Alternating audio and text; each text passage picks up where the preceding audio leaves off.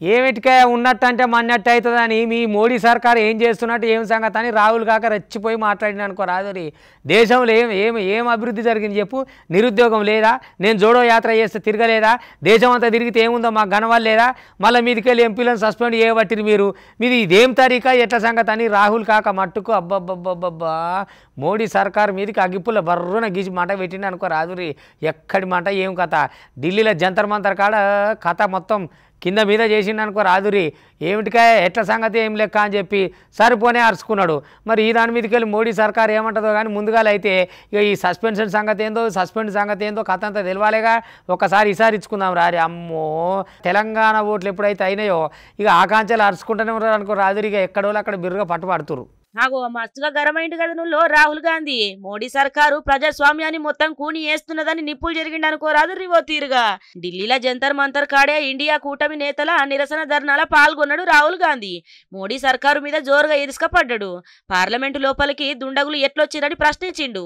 ఇక గాల మీద చర్యలు తీసుకోకుండా ఎంపీలను సస్పెండ్ చేస్తారా అని చెప్పి ఫైర్ అయిండుల్లా మస్తుగా.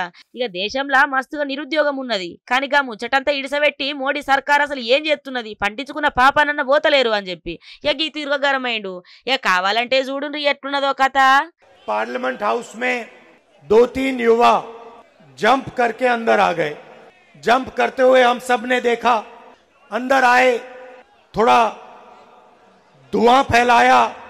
बीजेपी के सांसद सब भग लिए। जो अपने आप को देशभक्त कहते हैं हवा निकल गई उनकी। सबसे पहली बात, अंदर कैसे आए?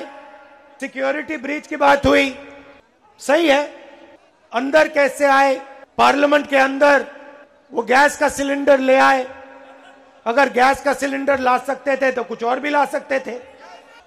दूसरा सवाल, उन्होंने ये प्रोटेस्ट क्यों करी?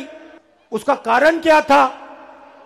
देश में भयंकर बेरोजगारी, इस देश का युवा आज रोजगार नहीं पा सकता है।